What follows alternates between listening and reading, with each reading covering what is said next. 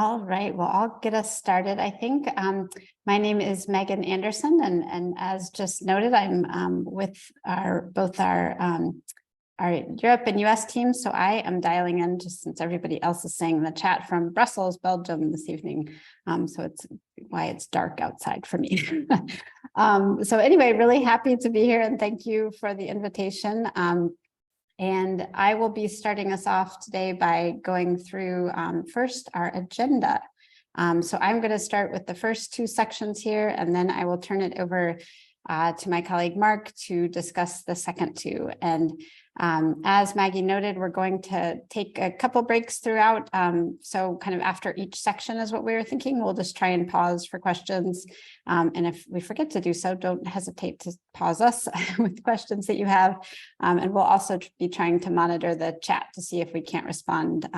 The one of us that's not presenting will also try and have some responses in chat while the other is presenting. So with that, we are going to give an overview of the sort of trends and pressures on gas utilities and some ideas to address those. So I'll start with the broad context setting of what those trends and pressures are, and then get into our three areas where we've addressed in a report that we put together. It seems like quite a while now, but we've done some follow-up on that as well. And so we will start with sort of trends and pressures, then move to planning. Then Mark will talk about programs that can facilitate that transition, as well as rate making. So we're saving the most detailed for last. So hopefully you'll stick with us. All right, so with that, I'll move right into it. And so next slide, please. Thanks, Mark. So just to set the context for this transition away from gas, really, this shows a graph of kind of business as usual, and then where several different studies have shown that we need to be going with our usage of gas if we're going to really get to the climate targets that we see as necessary to ward off some of the worst impacts of climate change. So as you can see, it has a pretty stark downward trend very quickly if we're going to meet those. So just kind of wanted to put that overall picture in everybody's mind to get us going. Next slide, please. And then also just as kind of a context setting, this is the US fossil methane consumption. So you can see it's broken down into different areas, with the biggest ones being electric power and industrial, and then also residential usage. And this is just shown in different ways here. And we'll be focusing quite a bit on residential usage because that's where a lot of these decisions are coming before PUCs and where a lot of these pressures are being seen. So yeah, but that's the big picture of where all of this is being used. Next slide, please. So narrowing down a little further from that, residential heating and other uses in homes, but really it's the heating piece that is still really being dominated by fossil fuels. And in particular, as you can see here, gas is a big, huge chunk of that. So this is where a lot of the work is, as you all know. And so where a lot of these issues are coming up again on the distribution side of the gas system for regulators and decision makers. At the same time that is still dominating, we're also seeing efficiency really start to also become a big driver in the fact that we see both the need to move away from gas for climate goals, but also there's just a increased efficiency that's causing much less gas to be used than it used to be used to meet those same end uses. So whereas you can see here, it used to take the amount in blue, that's dropping quite a bit with new efficiency requirements for appliances, as well as increased efficiency in homes through weatherization, insulation, that sort of thing. And so this is really leading to efficient heating electrification. So we're starting to see that in many places, it's making more sense to switch appliances both for cooking and also for heating, to heat pumps, to electric stoves, induction ranges.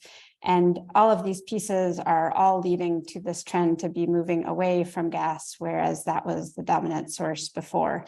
It's also driving down the throughput of gas just to all of these places. So whereas it used to be that we had quite a bit of increasing demand. Some of that increasing demand is being tempered, if not really slowed, by the fact that we're just seeing increased efficiency and increased electrification in this sector, which is then causing this transition away from gas usage in the same way that we had seen a pretty constant upward trend of both throughput, so amount of gas delivered, as well as number of customers. Next slide, please.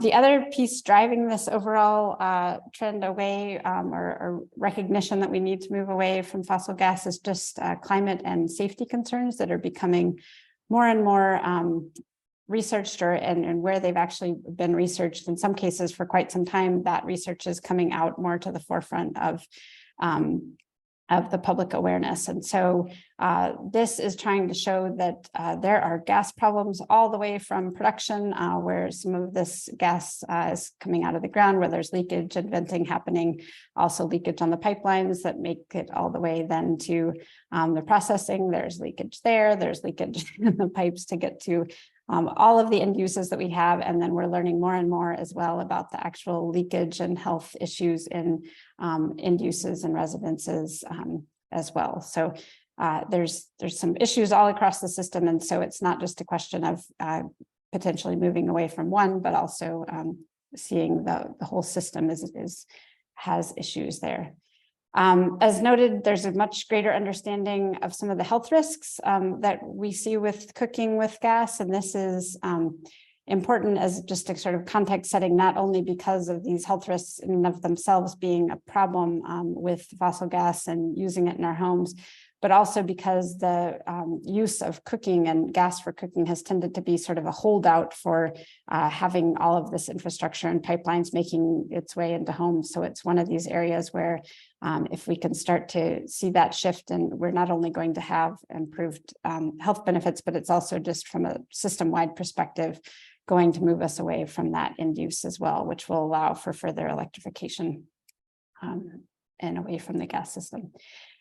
So all of these pressures taken together are really causing a few different things to happen. First, we're starting to see increased calls to move away from gas and trying to figure out what that means.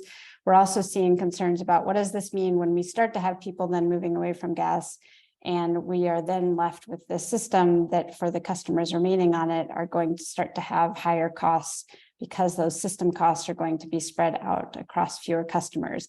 And essentially what's going to happen is higher rates because of those higher system costs. And so you can see this graph showing that here.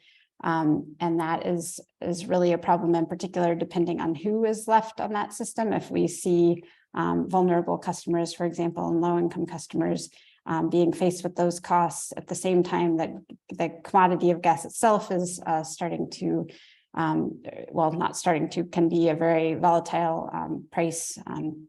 There can be very volatile prices for gas itself. So it just creates a very concerning situation for those that are left on that system and are unable to move away from it. So I had to include a few slides on this topic because it is the topic of the day or the week or the year.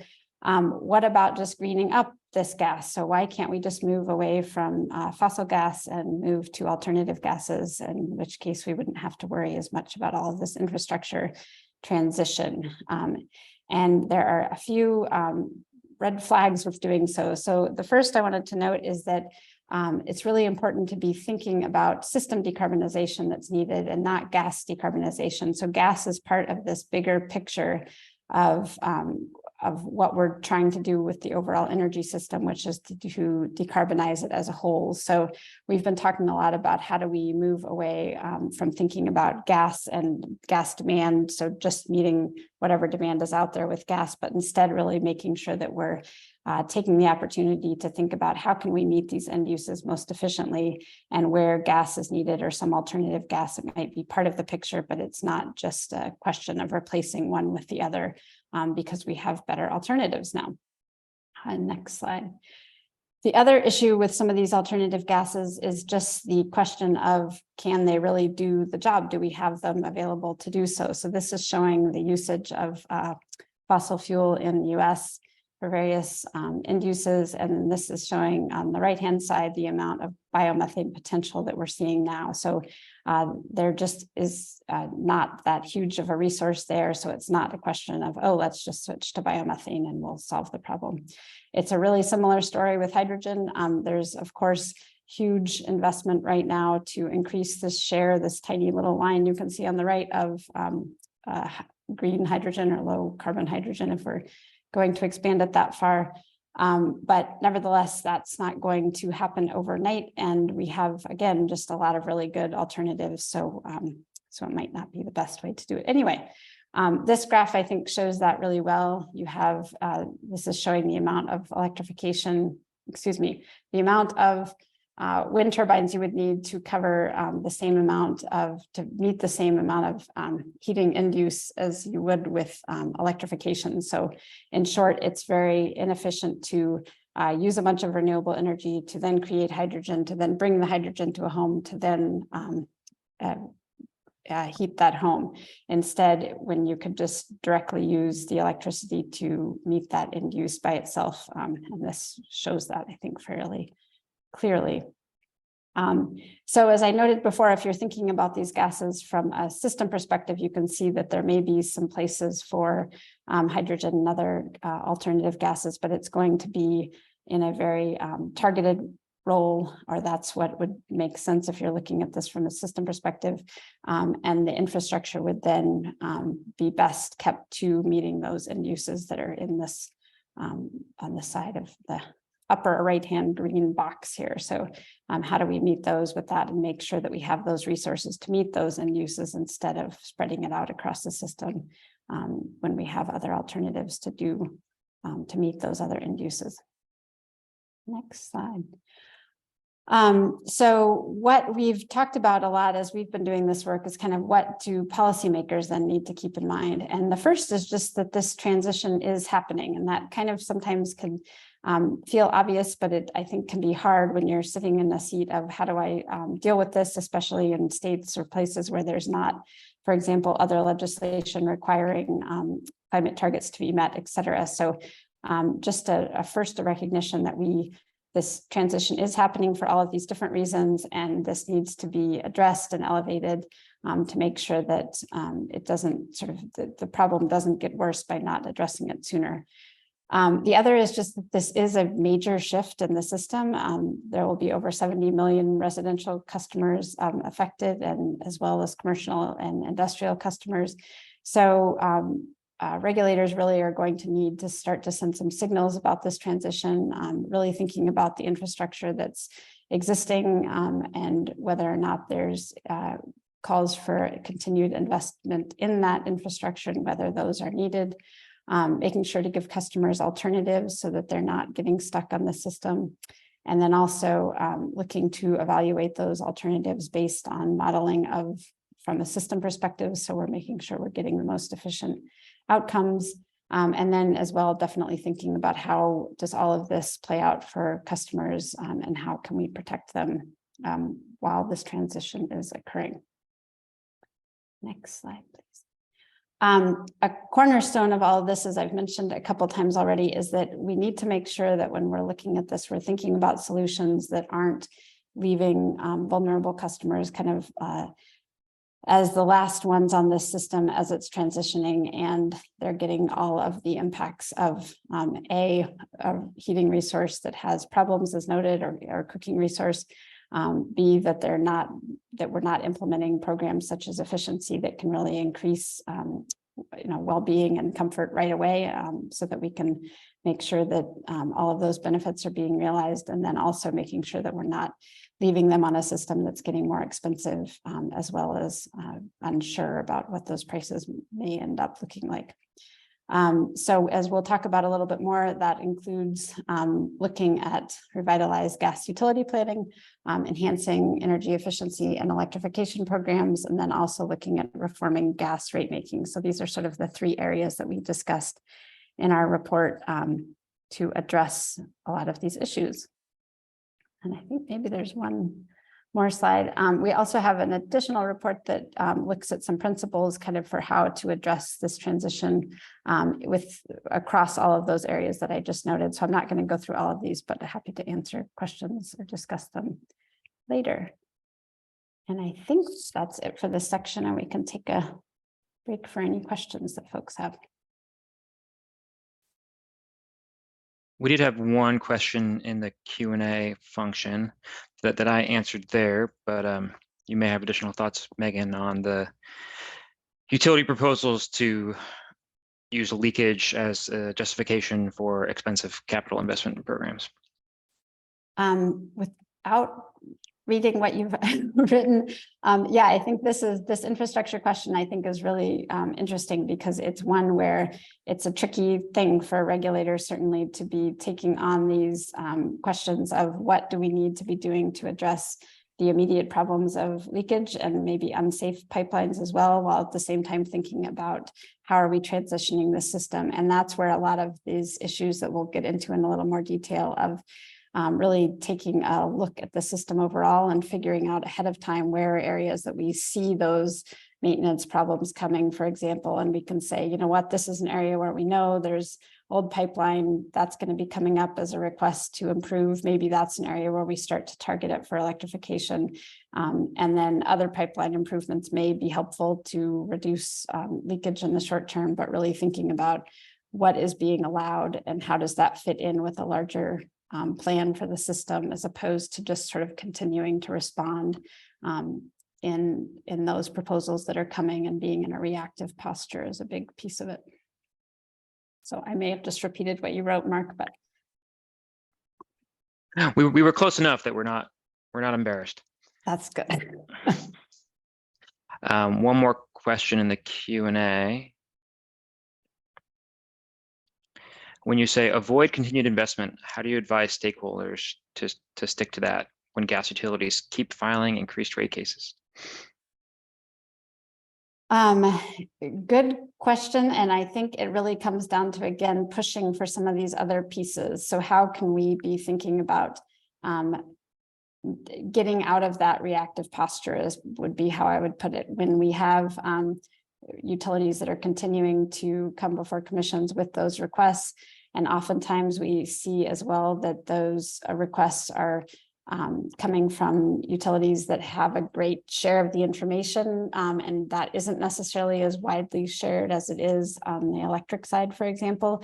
Traditionally, gas planning has really been done pretty much as a supply to meet demand. So the utilities come and say, here's the demand, and then here's what we need to do to meet that. There hasn't been a lot of discussion of what are other possibilities to meet that demand, what are efficiency efforts that could be taken. And I should be clear, when I say efficiency, I'm talking about efficiency measures in the end uses or homes, not just making the gas system more efficient necessarily, but rather thinking about the system as a whole. So that's a piece of it, as well as trying to ensure that we're getting more rules to allow for more transparency of that information on the gas side, so that there can be a better inputs into those planning processes that say, you know, the gas company is asking for this continued investment, but this is an area where, you know, we're already seeing a decline of customers. There's a lot of new build, et cetera, that doesn't necessarily need gas lines extended.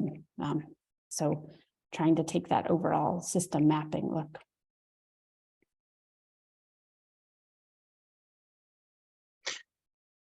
Great. Next section. All right.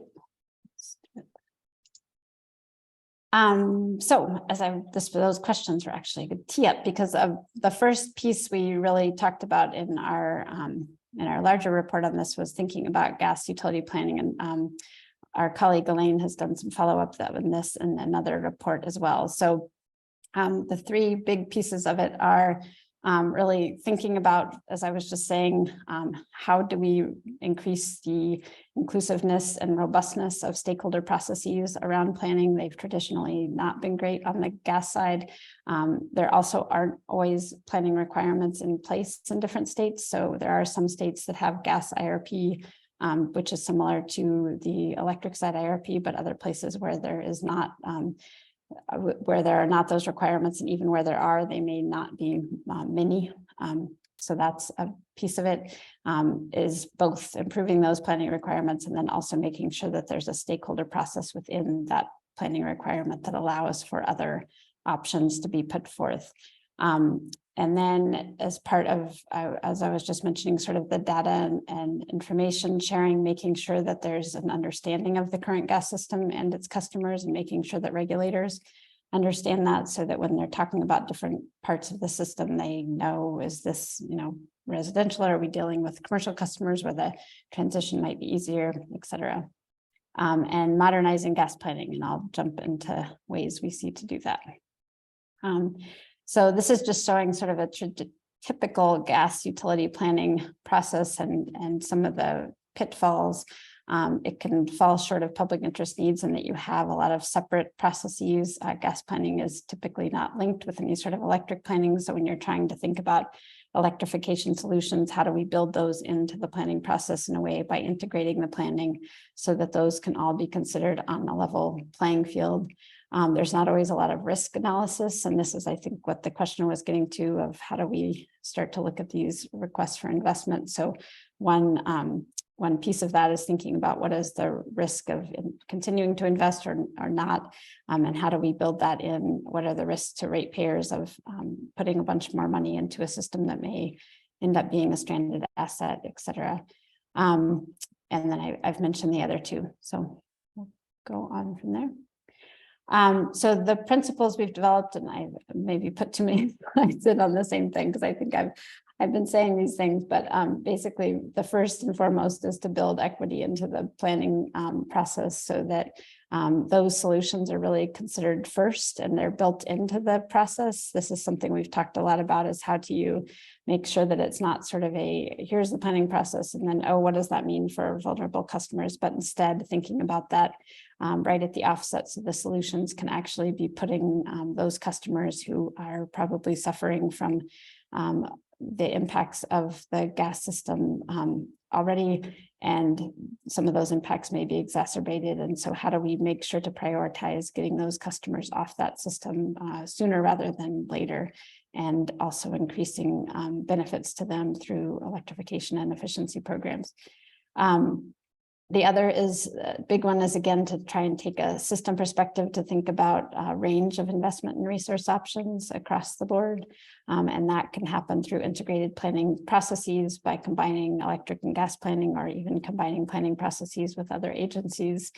And then to use that combined planning to really look at how do we reduce emissions overall on the system? How can we put all of these pieces together? I sort of analogize it to, as we're often doing on the electric side, where we're thinking about how do we combine distributed energy resources and renewables and storage, et cetera. It's putting all those pieces together. Well, we're just taking that idea and making it broader, and thinking about how do we bring all of those resources as well to the to end uses where we've traditionally just met those with gas and not thought much more about it.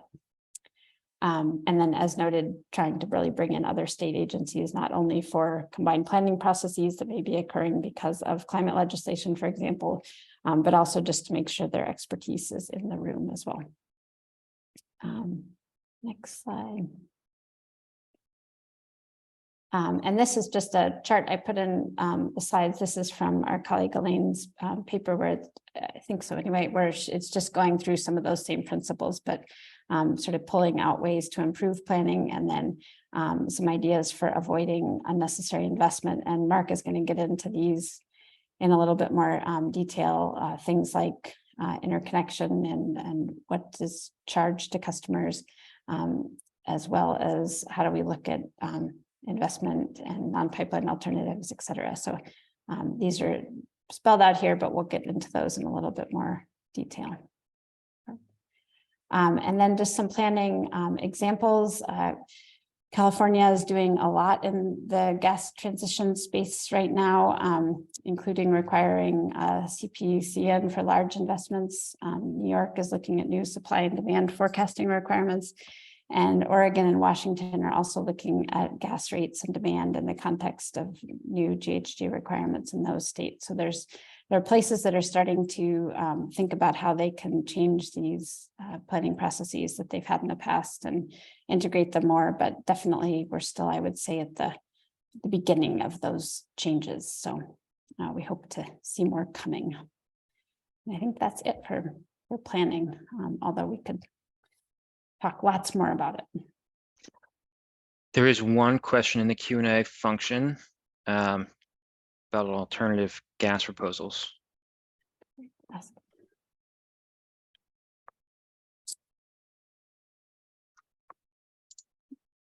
Not.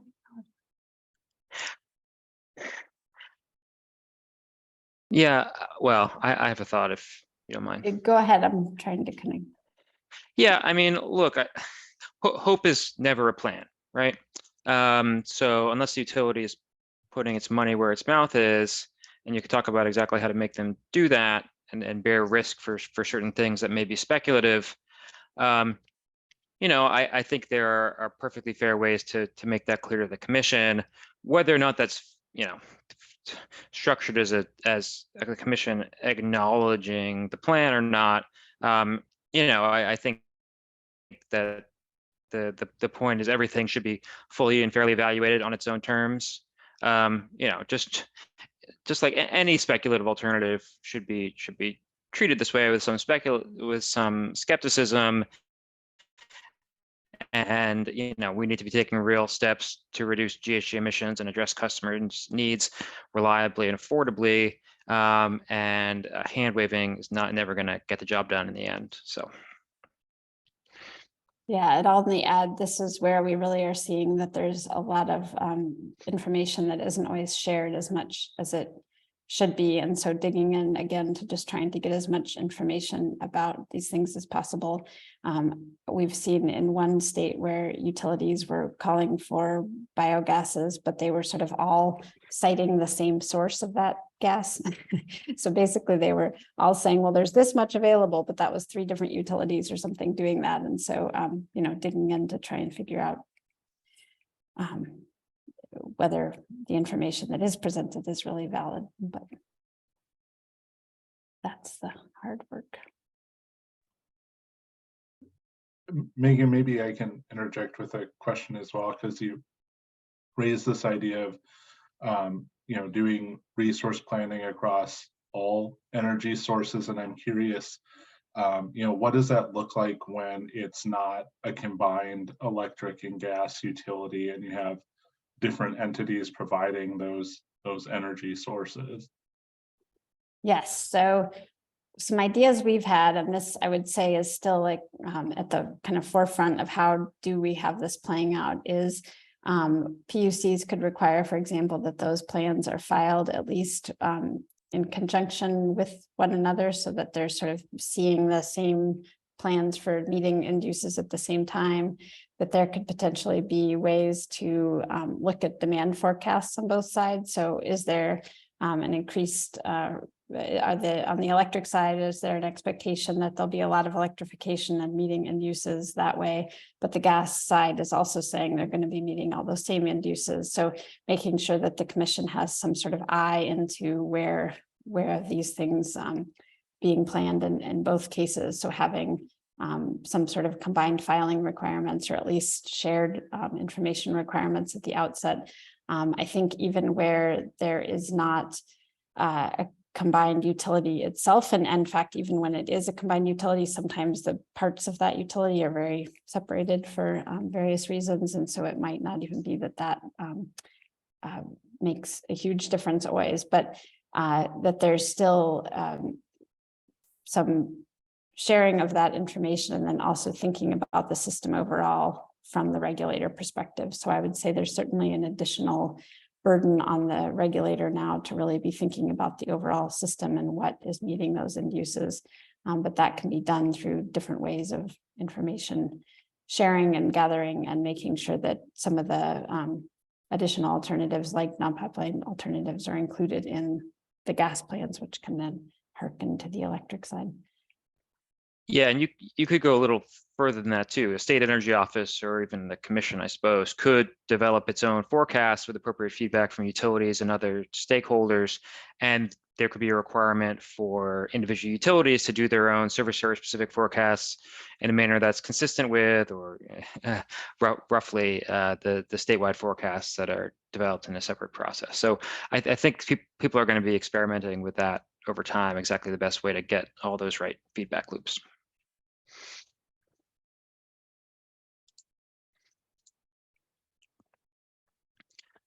All right.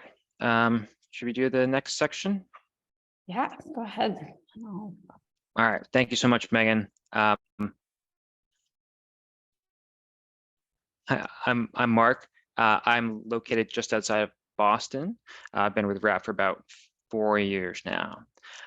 So as Megan said, I'm going to be talking first about programs, then we'll get into rate making, my very favorite nerdy topic. Typically programs, people mean that in different ways. Energy efficiency programs are one of the chief ones that almost every state has in one form or another.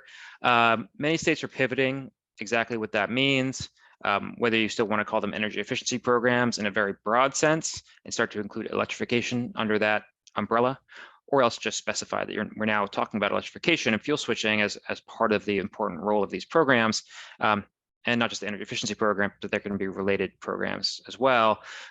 There's a whole umbrella of related programs that states can and should be undertaking to start to address some of these gas transition issues. So in terms of the existing programs, energy efficiency programs should be designed to work for electrification. There's a few technical ways that can be done, because of course, if you're electrifying from another fuel to electricity, you're actually increasing the amount of electricity instead of reducing it. So the criteria can no longer be strictly electric reductions, but you need to come up with a broader metric. And then relatedly, ways for the gas utilities themselves to get credit for electrification measures in their own program on it already.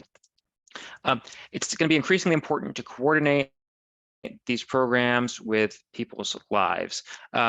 There are hard issues. If somebody's boiler fails in the winter, it's going to be really hard. I'm just getting a notification my connection is unstable. Just going to give it a second. Am I here for everyone? I guess we should have the chat up. you are breaking yeah, up a my little audio bit, is a little. Mark, but Am I back? All right. I'll talk more slowly, at least. If somebody's boiler fails in the middle of winter, it's going to be really hard to switch them over to a new fuel source when they need heat as soon as possible. So one way to sort of preempt that problem is to target soon to retire, or appliances that are reaching the end of their useful life for replacement and fuel switching.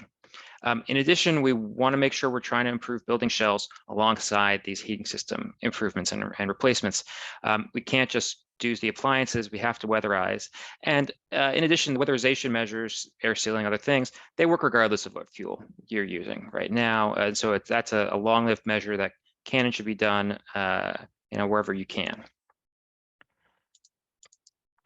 The concept of a non-pipeline alternatives procurement or program originated in New York, building off of their non-wires alternatives process on the electric side. But the general idea is if the gas utility has a capacity limitation or a pressure concern and would propose a utility-owned investment to resolve that problem, the utility should fairly look at the demand side options and electrification options to help meet that same need instead of a utility capital investment.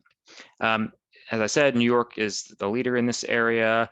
There are a number of other states that are looking into it in different ways: California, Oregon, and Colorado, Rhode Island, and probably Massachusetts soon, are all looking at these approaches to see if you can start to avoid these utility investments and use demand side resources instead to address these localized needs. And one important thing is you should be capturing all the relevant costs and benefits, including greenhouse gas reduction benefits. Now, a step beyond a non-pipeline alternative to avoid a utility capacity investment is trying to retire specific segments of the system. That poses a bunch of additional issues, mainly because you need to switch everyone at the same time if you're shutting off a segment. But there's what's called tactical decommissioning is being investigated in California, among other places.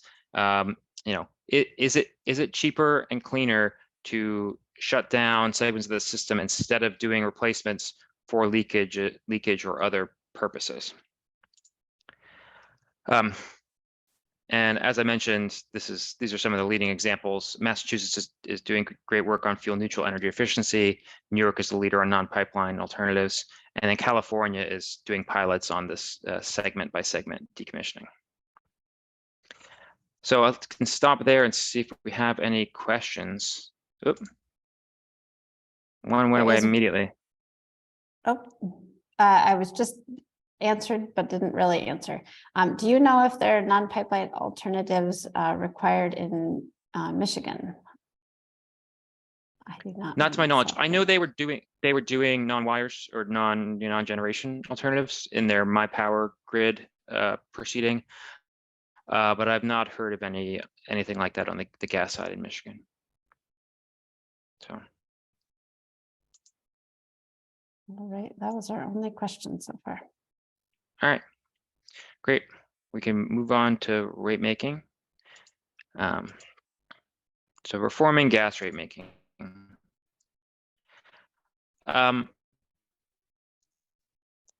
always start off any rate making presentation with a very brief overview of all the different things that you're trying to accomplish. It's a hard problem, and simple solutions are rare, and there's always linkages across different issues. So in general, we actually do need to recover the revenue requirement. Customers need to understand their bills and have reasonable bill stability. We need to fairly allocate costs, and we want to have efficient forward-looking price signals. And then rate making implicates all sorts of other related public policy goals that we care about: competition, reliable service, societal equity, universal access and affordability, and then environmental and public health requirements. So anytime you're talking about changing rate making, you need to have all these things in the back of your mind at some level.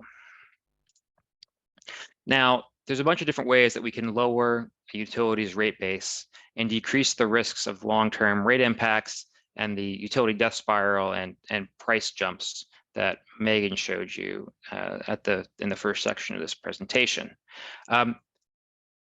Some of these, there's a lot of details underneath each one of them. Increasing customer contributions to line extensions.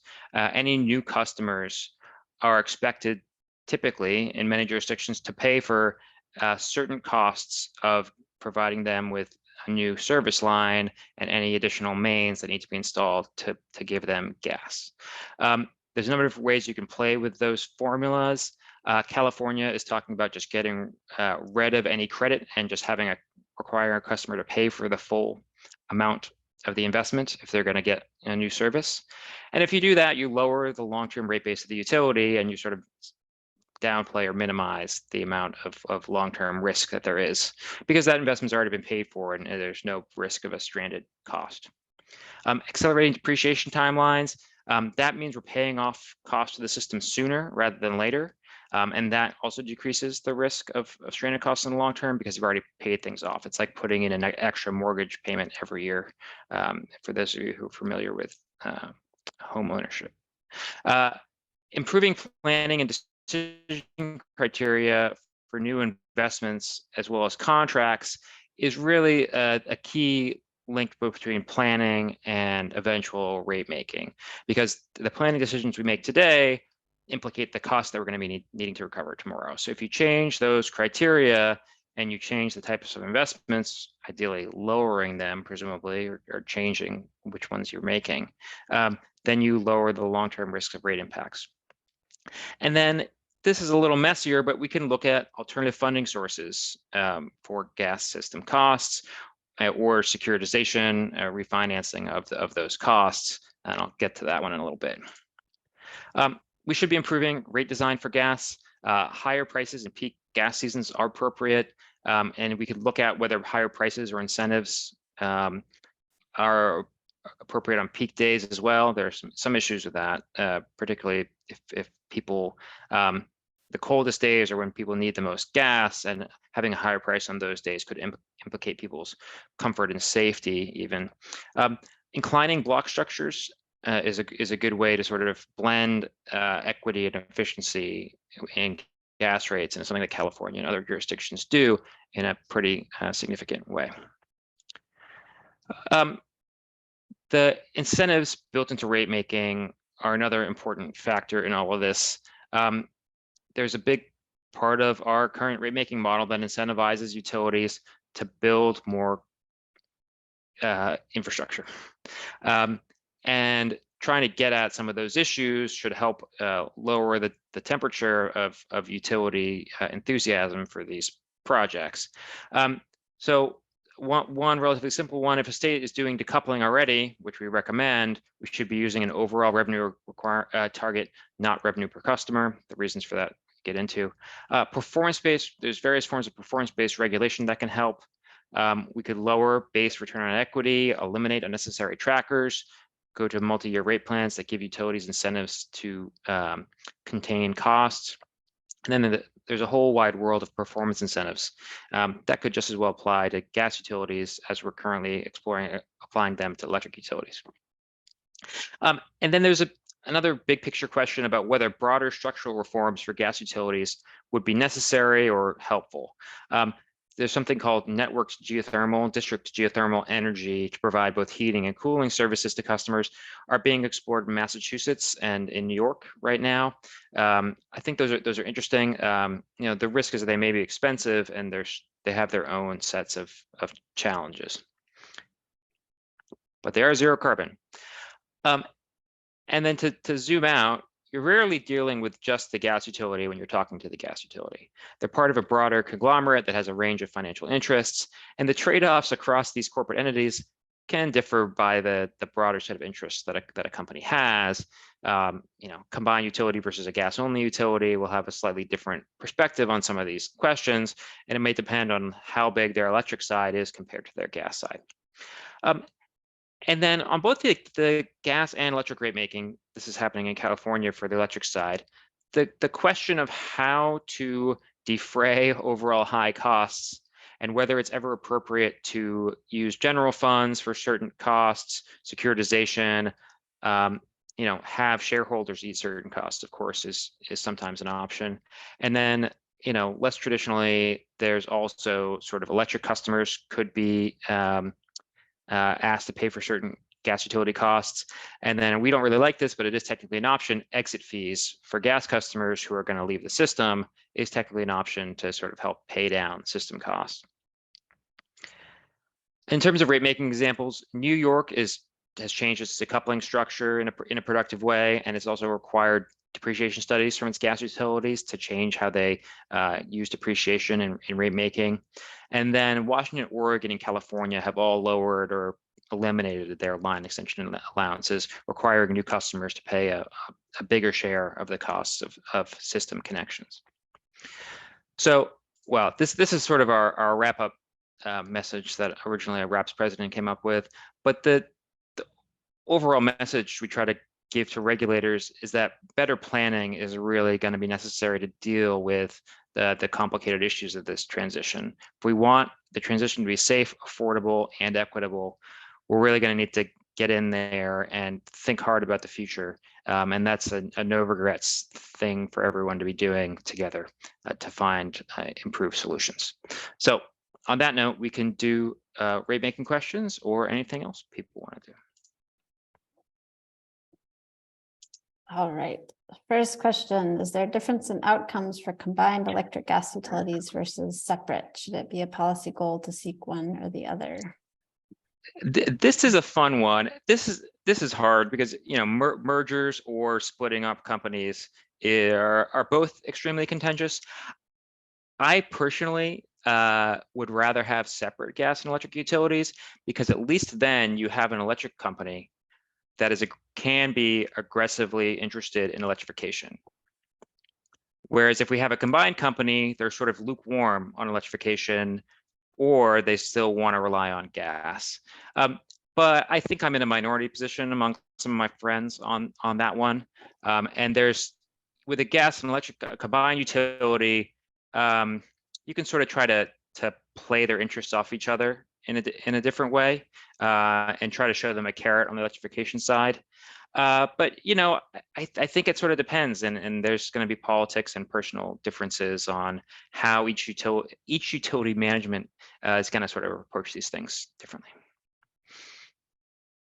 I don't disagree. I think there's a lot of utilities even that are combined where they'll, well, as I mentioned before, I think where culturally they're very separate. And so you end up with the same issues, even as if they were not combined. And so there may be, just depending on the utilities, advantages or disadvantages. My take. It's the only question we have so far, though. Yeah, well, while we're waiting for folks to put in other questions, you touch on this a little bit, Mark, but I wonder if you can just expand on that a little bit more. Just give folks a feel, and I'm sure it varies from region to region and utility to utility, but on most folks' average home gas bill, how much of that is actually going towards the gas that you're using in your home, and how much of that is those pass-through infrastructure costs that you're helping the utility pay for? Because I think that's an important thing for folks to wrap their head around. Well, yeah, so gas commodity price, the molecules just went up a bunch because of the whole global economic and energy crisis related to the war in Ukraine, among other things. But that may be moderating a little bit. So the things change as commodity prices go up and down. But the distribution portion is often a third or a half of a bill, and the commodity portion technically pays in most cases for the big regional pipelines that are regulated by the federal government instead of the state government. So what shows up as distribution or delivery on your gas bill is just going to be your local gas system costs.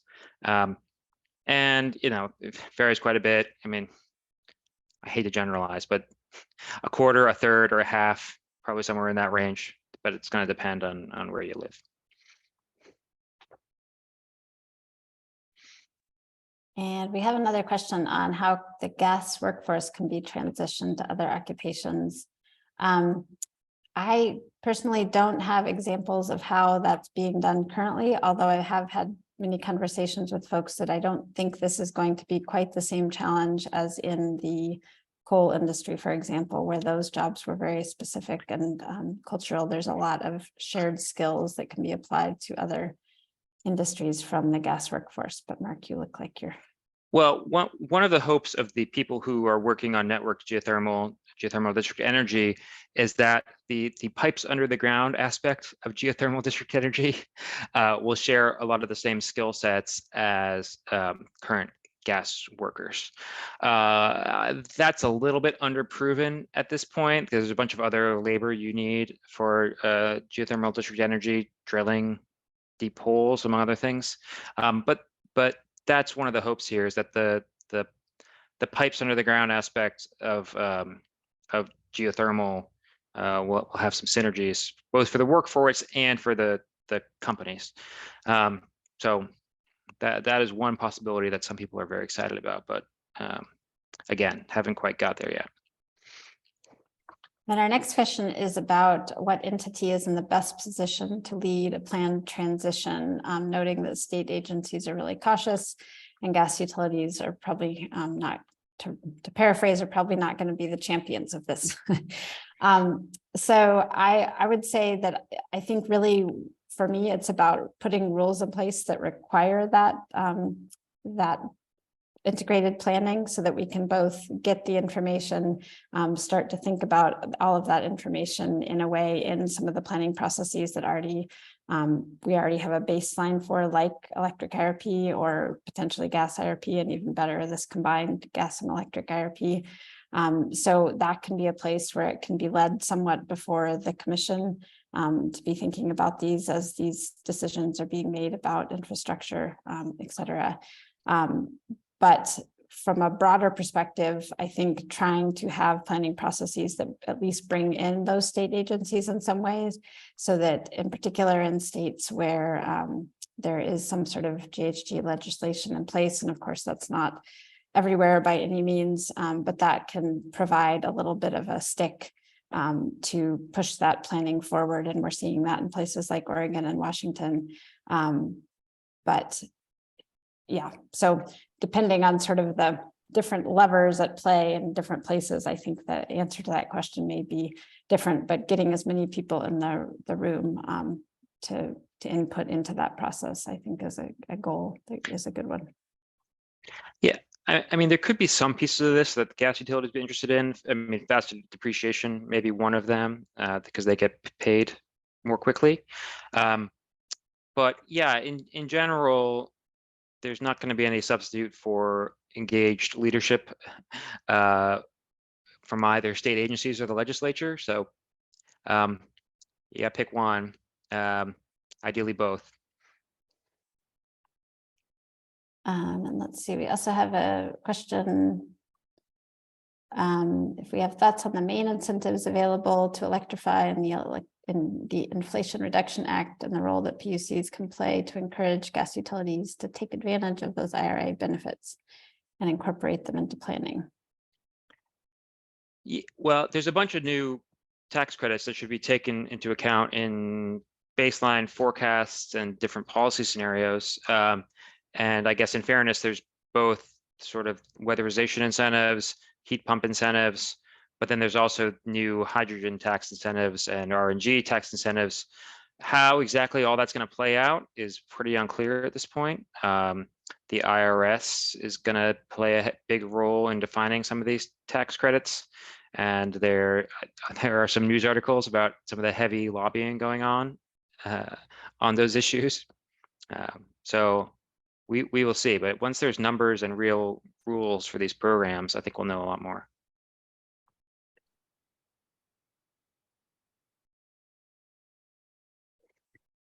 Well, I'm going to put a couple of our reports in the chat if that's useful for folks, but definitely open to more questions too.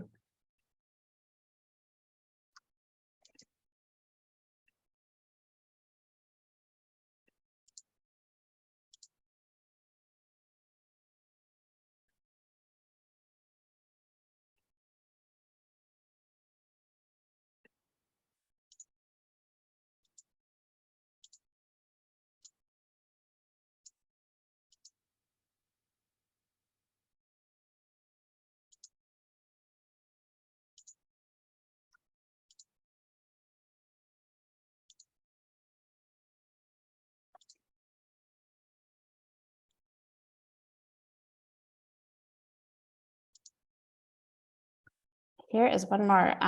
Our commissioner is reaching out to you with questions of their own, and yes, definitely.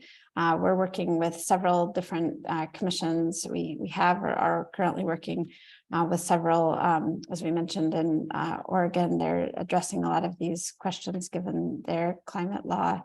Also in Washington, Colorado did a sort of workshop process where they did an investigation of gas transition questions. And then we have had a lot of more informal discussions as well. And I'm probably missing some of the processes we're involved in, Mark, so if you want to add. But in general, these are questions that commissioners are definitely grappling with. And so, yes, I think all of the questions we've had in this webinar and are thinking about are also ones they're thinking about and trying to come up with answers for. Yeah, we've been in contact with at least one Illinois commissioner about these issues. So.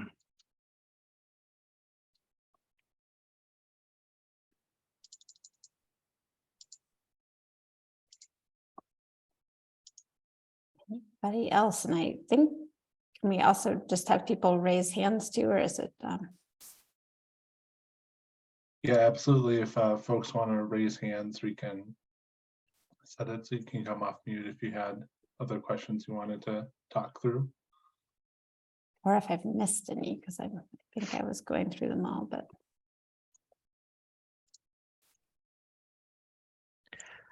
Oh, RNG, I think Megan did address that towards the beginning of her slides. And I'm happy to do it again. So I think that RNG is such a big topic, and as noted, it's also there's incentives for different types of renewable or relatively renewable gases in the IRA as well. And I think that we can maybe even, well, that's okay. There will be a role in some end uses for alternative gases, of whether those be hydrogen or others. But really what we've talked about a lot is making sure that those are considered within the system as a whole. So there's a bit of a push, I would say, by some to say, let's just green up the gas, and we'll just put green gas in all the pipes, and then we'll solve the problem. But I would say there's a couple both missed opportunities and also problems with that idea. The first missed opportunity is just that we have many more really good solutions that we can implement immediately, and we need to be recognizing the urgency of the problem. So if we can be implementing efficiency and electrification solutions to meet a lot of these end uses, and we're seeing more and more that those can be met with electrification, then that makes more sense than waiting for a resource that we really don't have in a large enough quantity to meet a lot of those end uses, and certainly won't have enough quantity to meet the end uses that we know that we really need it for, where it is hard to electrify industrial end use, for example, or some of the transportation sector may need those gases. So it's really thinking about what's the highest and best use of those alternative gases, and then trying to do the rest with solutions we really have on the table.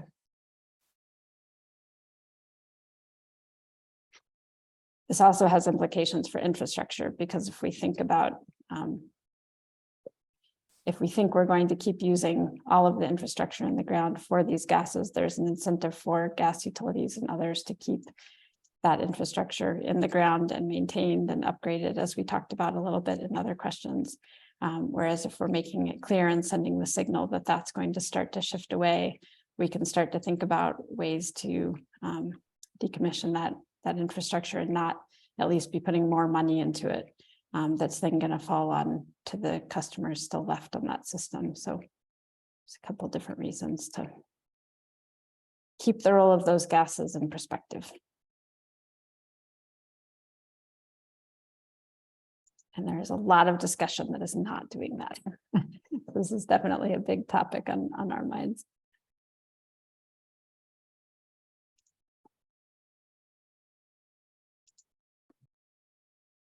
Awesome.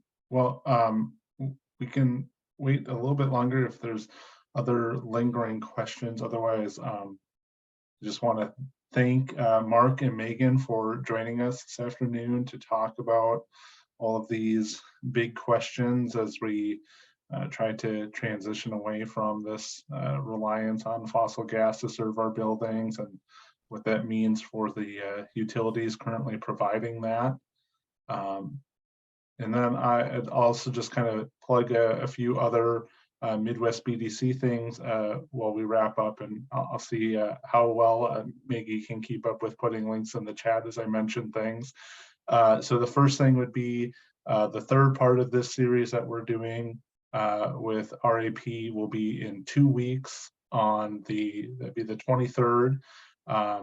We'll have more folks from RAP in to talk about integrated resource planning and how folks can engage with that process. So definitely register for that. And then you can find more information about Midwest Building Decarb Coalition on our website, midwestdecarb.org. That has recordings of other past trainings that we've done.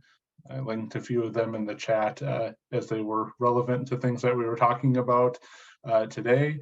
You can find out about other working groups that we're facilitating around building decarb and how you can get involved with the coalition. We're also on Facebook, LinkedIn, and Twitter as well.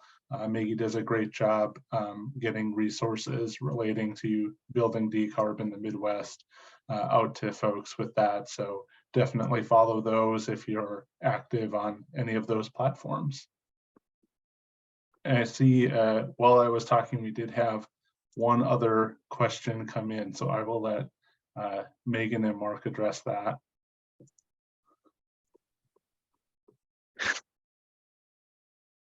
I'm not familiar with Project Canary specifically. Is that verified biomethane, or, you know, there's also talk of certification of low leakage or cleaner fossil methane as well. So it's a couple of different variations.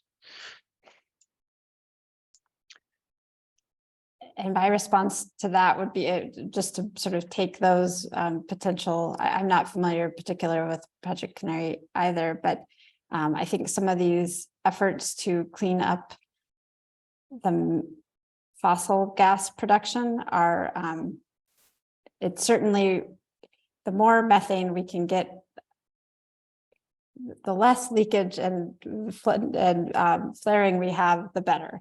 So if we can decrease methane emissions from oil and gas production, that is fantastic, because it's a huge source of GHG emissions, and one that we all know we need to decrease. So I worked for a long time on looking at a lot of those impacts, and it's everywhere. I mean, you can look at all of the leakage and venting. So while those efforts are good and we need to get those gases dealt with, there's also problems of how can we really do that in a way that's going to address the problem, given the fact that as I showed in that first slide, we have issues from source all the way to the home. And so you have so much leakage along the system that is going to be really hard to actually clean up in a way that, even if it's relatively cleaner, we still don't have a clean resource in the way that we need one. So it's sort of looking at it as a relatively better solution, but I would say not the solution we really need at this point, or at least not the whole solution. I hope that answers, but if you want to clarify more, we can.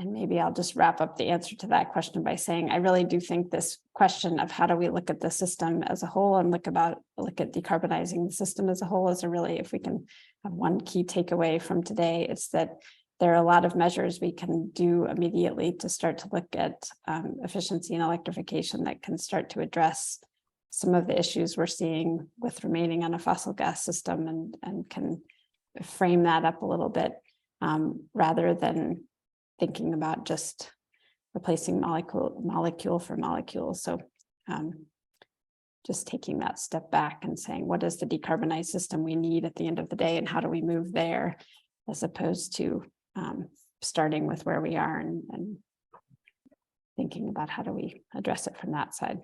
So.